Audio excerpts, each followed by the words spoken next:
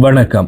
இலங்கையின் தென்கடற்பரப்பில் ஈரானிய போர்க்கப்பல் மீது நடத்தப்பட்ட தாக்குதலை தொடர்ந்து இலங்கைக்கு அருகில் கடலில் தத்தளித்துக் கொண்டிருந்த ஈரானிய கடற்படைக்கு சொந்தமான மற்றொரு கப்பலான ஐரிஸ் புஷர் மற்றும் அதன் 208 மாலுமிகளை தனது பொறுப்பில் எடுக்க இலங்கை அரசு தீர்மானித்துள்ளது.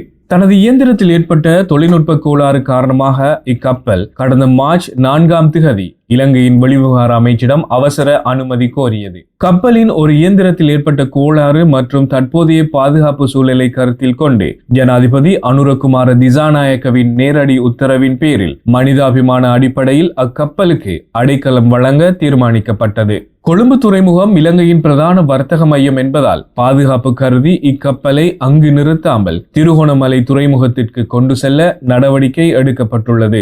ஐரிஸ் புஷர் கப்பலில் இருந்த 208 மாலுமிகள் தற்போது இலங்கை கடற்படையினரால் பாதுகாப்பாக கரைக்கு அழைத்து வரப்பட்டுள்ளனர். இவர்களில் 53 அதிகாரிகள், 84 கடற்படை மாணவர்கள், 48 சிரேஷ்ட மாலுமிகள், 23 இளநிலை மாலுமிகள் அடங்குவர். மீட்கப்பட்ட அனைவரும் கொழும்பு துறைமுகத்தின் ஊடாக வெளிசர கடற்படை முகாமுக்கு அழைத்து செல்லப்பட்டு அங்கு அவர்களுக்கு தேவையான மருத்துவ பரிசோதனைகள் மற்றும் குடிவரவு நடைமுறைகள் முன்னெடுக்கப்பட்டு வருகின்றன. இந்த அதிரடி நடவடிக்கைக்கு முன்னதாக மார்ச் 4 அதிகாலை 5-8 மணி அளவில் ஈரானிய போர்க்கப்பலான ஐரிஸ் டெனா அமெரிக்க நீர்மூழ்கி கப்பலால் ஏவப்பட்ட டாபிடோ தாக்குதலில் மூழ்கடிக்கப்பட்டது. இந்தியாவின் மிலான் 2026 பயிற்சியில் பங்கேற்று திரும்பிய இக்கப்பலில் இருந்தவர்களில் 32 பேர் இலங்கை படையினரால் உயிருடன் மீட்கப்பட்டனர். இதுவரை 90 உடல்கள் மீட்கப்பட்டுள்ள நிலையில் 60க்கும் மேற்பட்டோர் காணாமல் போயுள்ளனர். இந்த சிக்கலான சூழலில் இலங்கையின் நிலைப்பாடு குறித்து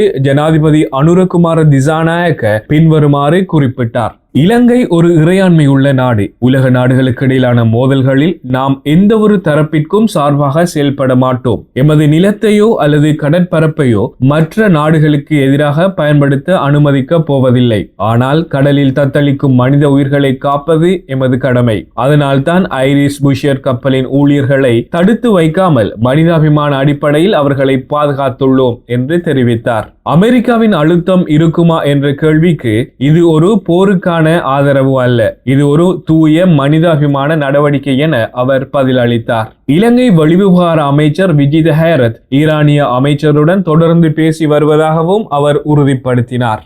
ஐக்கிய நாடுகள் சபையின் இலங்கைக்கான வதிவிட பிரதிநிதி மார்க் ஆண்ட்ரே பிரான்ஸ் இலங்கை அரசின் இந்த நடவடிக்கையை மனதார பாராட்டியுள்ளார். சர்வதேச கடல்சார் சட்டங்கள் மற்றும் மனிதாபிமான கொள்கைகளுக்கு கட்டுப்பட்டு இலங்கை செயல்படுவதாக அவர் குறிப்பிட்டுள்ளார்.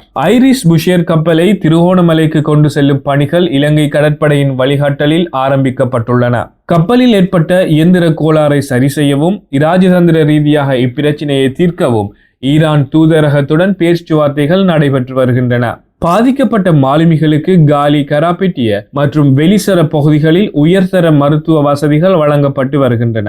தனது பொருளாதாரத்தை கட்டியெழுப்ப முனையும் இலங்கை இவ்வாறானதொரு பாரிய சர்வதேச நெருக்கடியை மிகவும் நிதானமாகவும் கௌரவமாகவும் கையாண்டு வருவது உலக நாடுகளின் கவனத்தை ஈர்த்துள்ளது. இது தொடர்பான மேலதிக தகவல்களையும் நடப்பு விவகாரங்களையும் தெரிந்து கொள்ள தொடர்ந்தும் நமது சேனலினை சப்ஸ்கிரைப் செய்து இணைந்திருங்கள். மீண்டும் மற்றொரு காணொளியினூடாக சந்திப்போம். அதுவரையில் நன்றி, வணக்கம்.